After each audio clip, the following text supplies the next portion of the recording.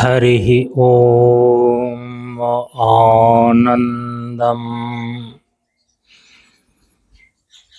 प्रशान्ति जीवन दर्शनम् नमो नारायण नारायणम्।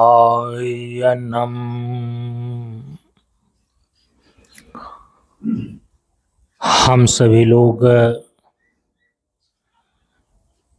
बिहार प्रांत के ऐतिहासिक भूमि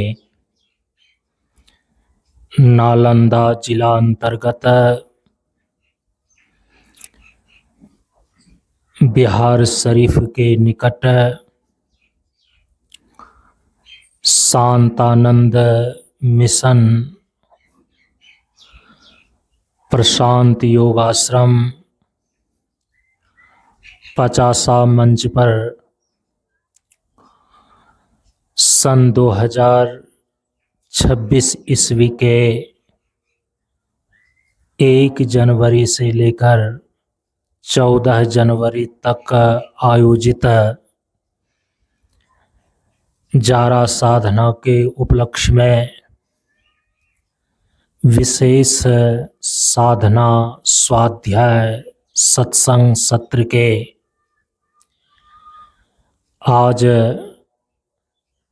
14 जनवरी सन 2026 ईस्वी को अपराह्न काल के सत्र में पूर्णाहुति सत्संग में उपस्थित हैं। मंच के नियमानुसार पूर्णाहुति सत्संग सत्र में स्थानीय एवं बाहर के मंचों से आए हुए महानुभावों के द्वारा वक्ताओं के द्वारा अपने भाव और विचार को रखा जाता है। इस क्रम में अब हम सभी लोगों के समक्ष सिद्धि दीदी अपने विचारों को रखने जा रही हैं। हम सभी लोग ध्यान पूर्वक श्रवण करें।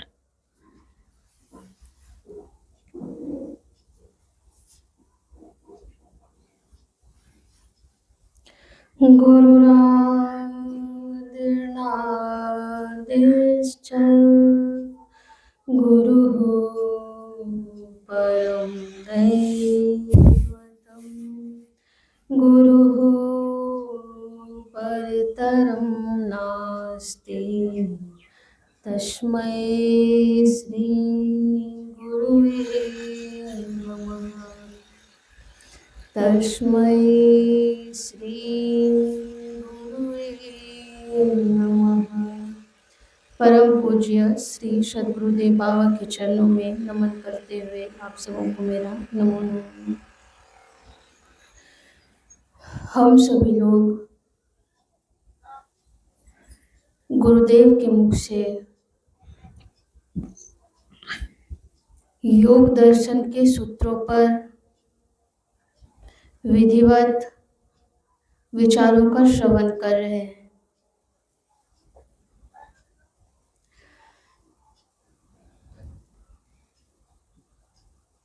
आज मैं योग दर्शन का एक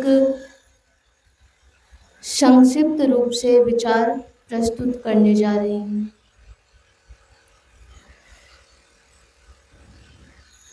योग दर्शन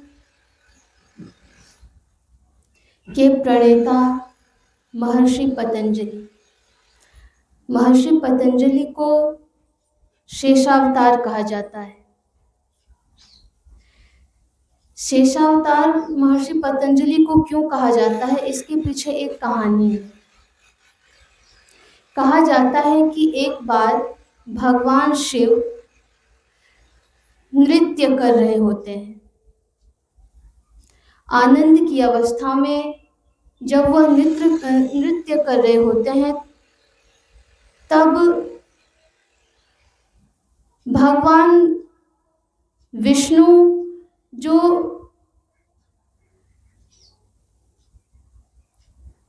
भगवान शेष पर विराजमान विश्राम कर रहे होते हैं, उनका ध्यान उस ओर जाता है कि यह अद्भुत नृत्य की आवाज कहाँ से आ रही है। तब वह अपने दिव्य दृष्टि से अपने ध्यान को उस ओर ले जाते हैं, तो वह देखते हैं कि यह जो नृत्य है वह तो जब समाधि से भगवान शिव बाहर निकलते हैं, समाधि से बाहर निकलने के बाद जो आनंद की अवस्था होती है, और वह आनंद की अवस्था, वह आनंद उन अधिकारी को भी प्राप्त हो जो उनके लायक होते हैं, अर्थात वह जो समाधि का आनंद है वह सभी को प्राप्त नहीं हो पाता।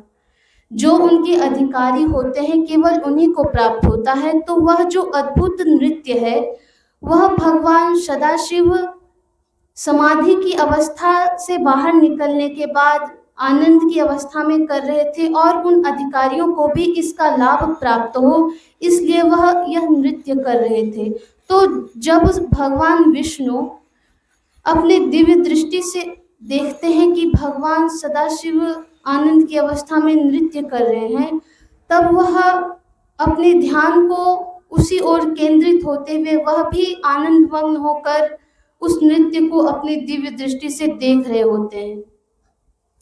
तो जब वह आनंद मग्न हो जाते हैं, तब भगवान विष्णु का भार बढ़ता जाता है, वह भारी होते जाते हैं। तो जब वह भारी होते जाते हैं तो जो शेष है वह छोटे पड़ते जाते हैं, भगवान विष्णु बड़े होते जाते हैं। तब जो शेष भगवान है उनके मन में यह शंका उत्पन्न होती है कि यह कौन सी आनंद की अवस्था है जिसमें भगवान विष्णु इतने मग्न हो रहे हैं। तो भगवान विष्णु कहते हैं यह योग की महिमा है। तब भगवान जो शेष हैं उनके मन में यह प्रश्न उठता है कि यह योग की महिमा क्या है, काश यह योग विद्या मैं भी प्राप्त कर सकता। तो भगवान विष्णु कहते हैं कि चिंता मत करो, तुम्हें भी यह योग विद्या अवश्य प्राप्त होगी। तो भगवान विष्णु ने यह वरदान दे दिया भगवान शेष को कि तुम्हें योग विद्या अवश्य प्राप्त होगी। और आपने गुरुदेव के मुख से सुना था कि एक गोनिका नामक योगिनी थी जिनके मन में यह इच्छा थी कि उन्हें भी एक योग से परिपूर्ण पुत्र की प्राप्ति हो, योग विभूतियों से वह विभूषित हो, जो कि पूरे सृष्टि में योग का प्रचार प्रसार करे। तो उसी इच्छा को लेकर वह भगवान सूर्य को अर्घ डाल रही होती हैं, और उनके अंजलि में एक छोटा सांप का बच्चा गिर आता है। वह भगवान शेष होते हैं। भगवान विष्णु ने उन माता योगिनी के हाथ में शेष भगवान का एक लघु रूप उनके हाथ में गिरा देते हैं, जो कि धीरे धीरे बढ़ते बढ़ते एक मनुष्य के बच्चे का आकार ले लेता है। इसीलिए महर्षि पतंजलि को शेषावतार कहा जाता है। तो योग दर्शन के प्रणेता महर्षि पतंजलि कहे जाते हैं, जिन्होंने योग दर्शन जो कि अति प्राचीन दर्शन है, उन योग दर्शन को सूत्रबद्ध किया। योग की परंपरा तो प्राचीन काल से कहा जाता है कि वह भगवान सदाशिव के काल से चली आ रही है, क्योंकि भगवान सदाशिव सदैव समाधि की स्थिति में रहते हैं। तो इतनी प्राचीन परंपरा जो योग की चली आ रही है, उनको महर्षि पतंजलि ने सूत्रबद्ध किया, दर्शन का रूप दिया, उसी को योग दर्शन कहते हैं। महर्षि पतंजलि की 3 प्रसिद्ध रचनाएं पाई जाती हैं। पहला तो योग दर्शन, योग की जो अति प्राचीन परंपरा है उनको सूत्रबद्ध किया योग दर्शन के रूप में। दूसरा चरक संहिता, इसके कारण महर्षि पतंजलि को चरक ऋषि भी कहा जाता है।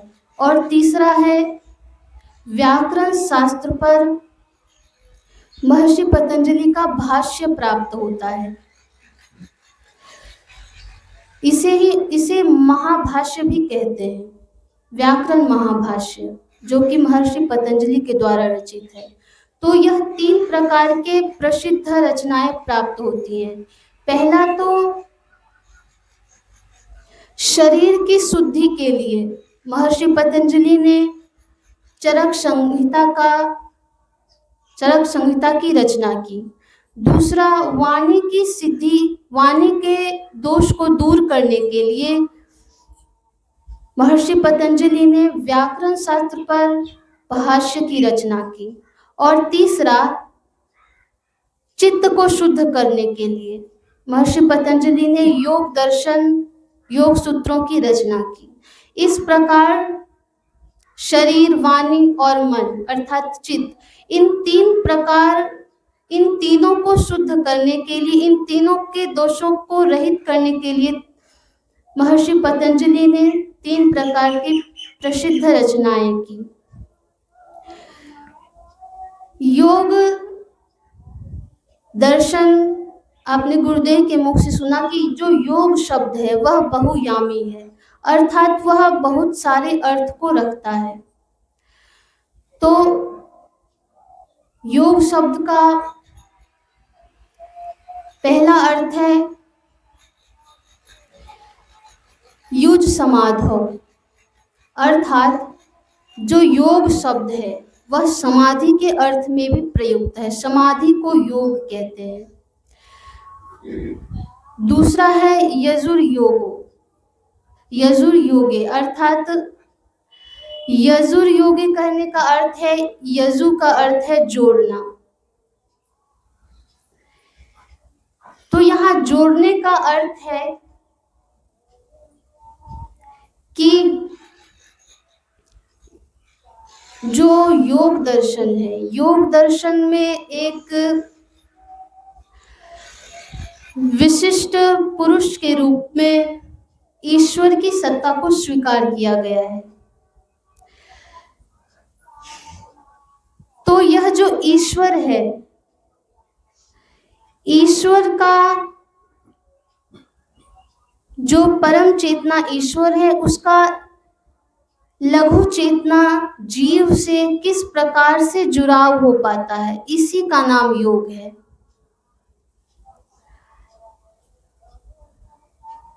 और तीसरा, योग शब्द का अर्थ है योगे संयमनी, अर्थात योग का अर्थ है संयम करना, जिसे हम मनोनिग्रह, प्राण निग्रह, इंद्रिय निग्रह इत्यादि कह सकते हैं। गीता में भगवान श्री कृष्ण ने भी योग शब्द का 3 जगह प्रयोग किया है। पहला योगः कर्मसु कौशलम, अर्थात कर्म की कुशलता का नाम योग है।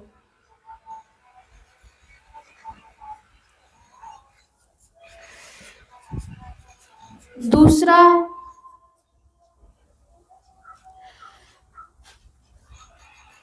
दुख संयोग वियोग योग संजितम,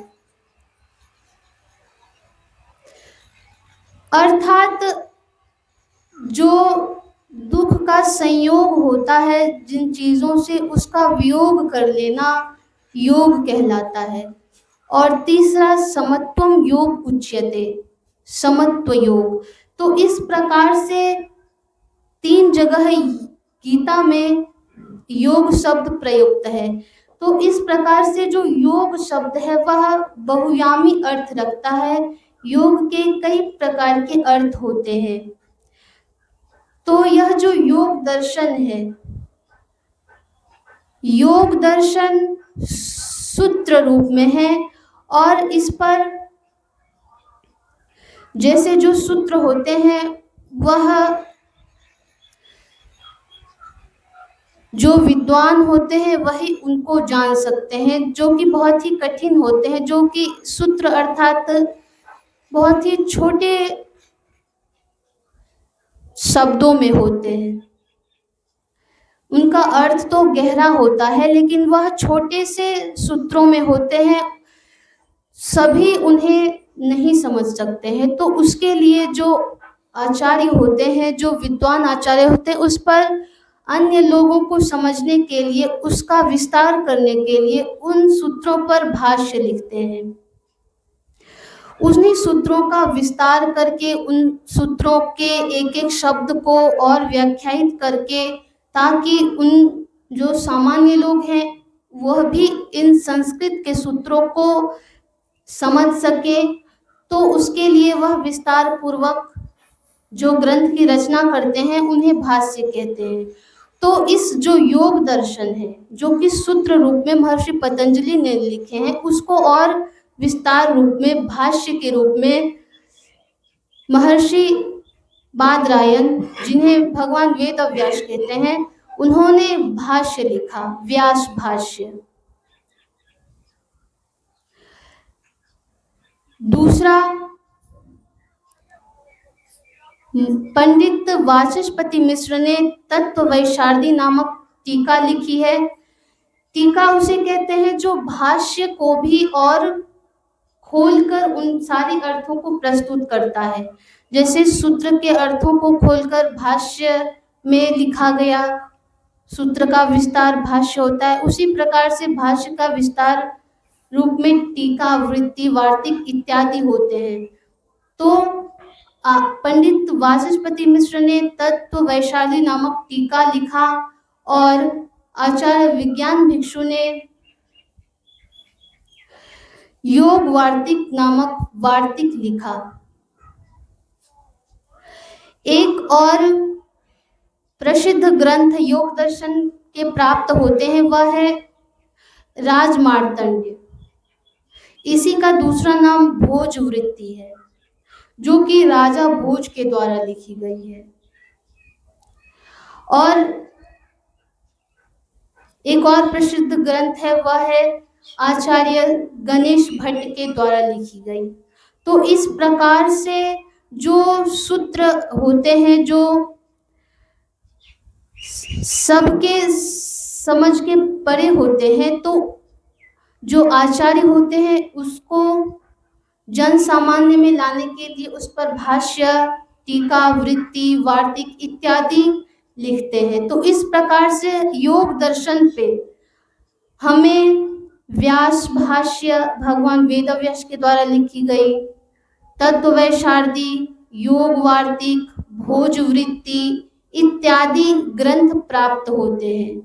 तो यह जो योग दर्शन है वह 4 पादों में विभक्त है। योग दर्शन में कुल 195 सूत्र हैं। योग दर्शन के चतुसूत्री अर्थात प्रथम 4 सूत्र पे हम लोग विचार कर रहे हैं। योग दर्शन के अंदर कुल 195 सूत्र हैं, जो कि 4 पादों में विभक्त है।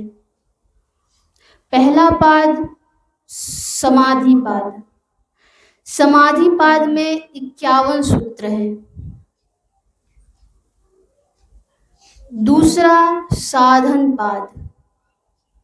साधन पाद में 55 सूत्र हैं। तीसरा विभूति पाद, जिसमें 55 सूत्र हैं, और चौथा है कैवल्य पाद, जिसमें 34 सूत्र हैं। इस प्रकार से कुल 195 सूत्र होते हैं। जो पहला समाधि पाद है उसमें योग के लक्षण, समाधि प्राप्ति का वर्णन किया गया है। जो साधन पाद है, दूसरा जो साधन पाद है, उसमें साधन, जैसे कि आप नाम से ही सूचित होता है साधन, अर्थात उसमें साधन का वर्णन किया गया है। इसी के अंतर्गत अष्टांग योग आते हैं।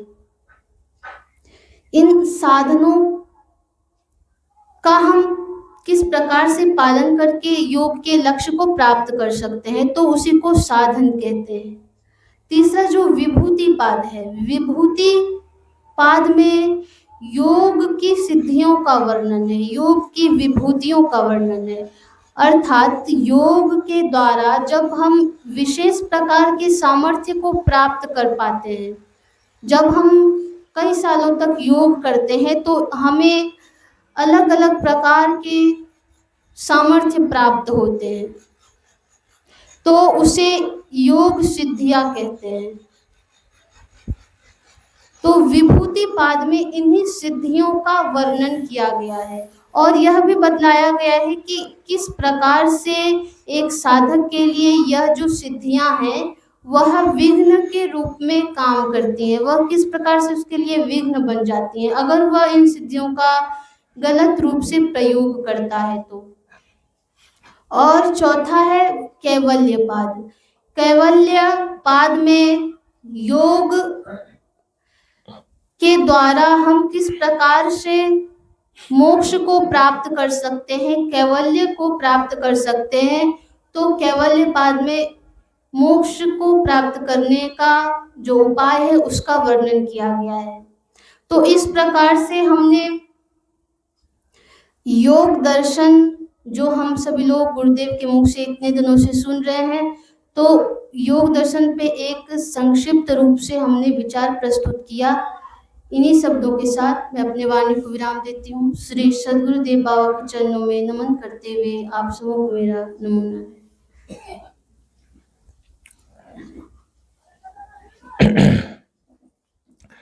बोलिए प्रेम से श्री सद्गुरु महाराज की जय।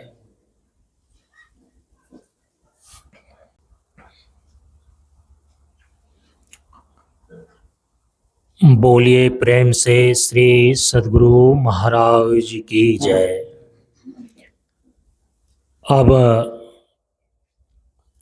हम सभी लोगों के समक्ष प्रशांत कन्या मिशन की संचालिका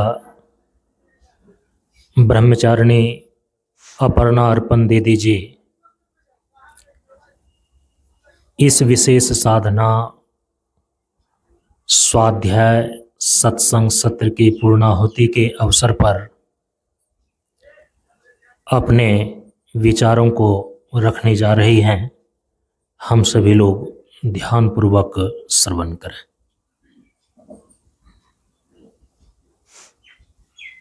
सर्वश्रुति शिरोरत्न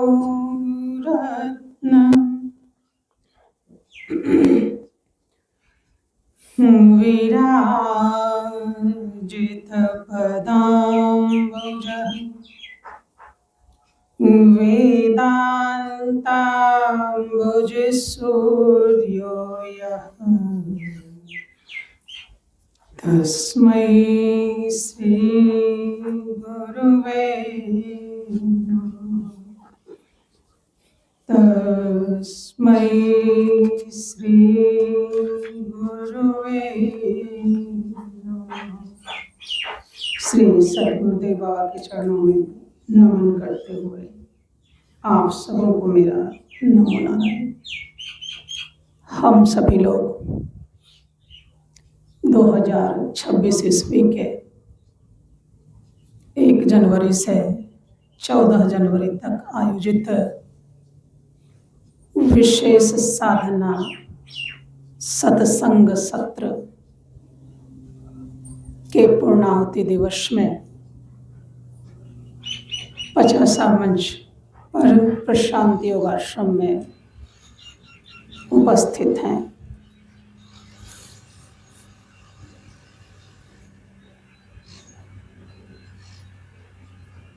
प्रथम के कुछ दिन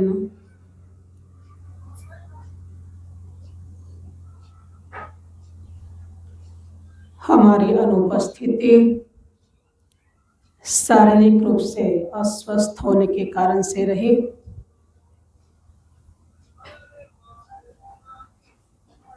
पित्ताशय के शल्य चिकित्सा के कारण से यह अनुपस्थिति रही और परम पूज्य गुरुदेव के चरणों में, प्रशांत गुरु बाबा के चरणों में पुनः मानो कि एक नव जीवन, नव कलेवर के साथ प्राप्त करने के लिए मैं उनके चरणों में नमन करती हूँ। हम सभी लोग साधना के इस विशेष सत्संग सत्र में योग दर्शन का परम पूज्य गुरुदेव के मुखारविंद से श्रवण कर रहे हैं। जैसा कि आप सभी लोग श्रवण कर रहे हैं कि योग के भिन्न भिन्न अर्थ होते हैं। योग सूत्रों के अनुसार से योग का जो अभिप्राय है, योगश्चित्तवृत्ति निरोधः, चित्तवृत्ति का निरोध कर लेना ही योग है।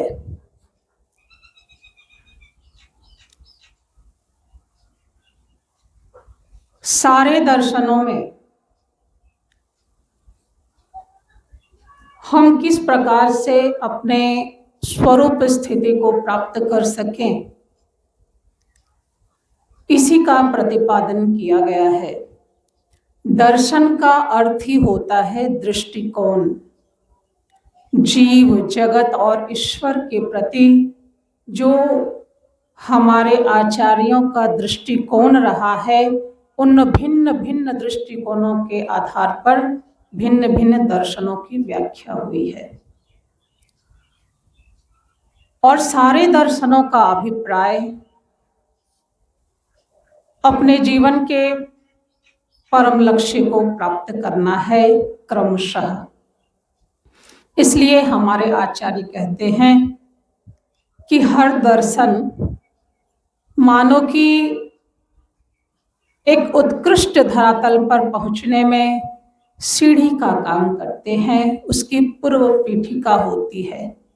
इसलिए किसी भी दर्शन की हम आलोचना नहीं करते, बल्कि उन दर्शनों का के अभिप्राय को समझते हुए, उन दर्शनों का के दृष्टिकोण को समझते हुए अपने जीवन के परम लक्ष्य को किस प्रकार से हम प्राप्त कर सकते हैं, इसकी ओर हम अग्रसर होते हैं। सभी दर्शनों का अभिप्राय है अपने येन केन प्रकारेण मनः कृष्णं निवेशयेत्। श्रीमद् भागवत महापुराण में कहा गया है। तो अपने मन को अपने स्वरूप की ओर उन्मुख करना, परम पूज्य प्रशांत गुरु बाबा के शब्दों में कहें तो जीवन की पूर्णता को प्राप्त करना, ये जो जीवन का परम लक्ष्य है, सभी दर्शनों का के सिद्धांतों के प्रतिपादन का यही अभिप्राय है।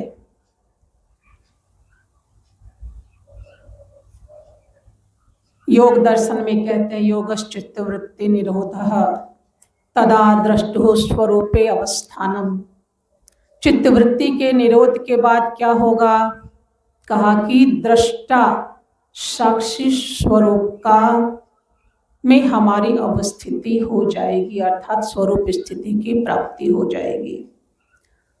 वेदांत दर्शन कहता है यही कर फल पुनि विषय विरागा तब मम धर्म उपज अनुरागा।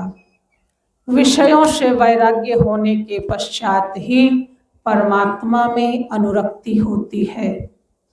इस प्रकार से चाहे वह कर्म योग हो, चाहे वह भक्ति योग हो, चाहे वह ज्ञान योग हो, इन सभी योगों के द्वारा हमारे जीवन का परम लक्ष्य है अपने स्वरूप स्थिति को प्राप्त करना और अपने जीवन की पूर्णता को प्राप्त करना। परम पूज्य प्रशांत गुरु बाबा के शब्दों में कहूँ तो इस प्रकार से हम सभी लोग अपने जीवन के परम लक्ष्य की ओर अग्रसर हों, इसी आकांक्षा के साथ श्री सद्गुरुदेव के चरणों में नमन करते हुए मैं अपनी वाणी को यहीं पर विराम देती हूँ। आप सबों को मेरा नमो नारायण।